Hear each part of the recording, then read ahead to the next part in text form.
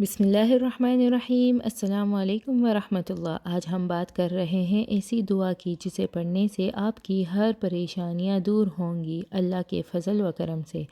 دنیا اور آخرت کے کاموں پر کفایت کا نبوی نسخہ ہے۔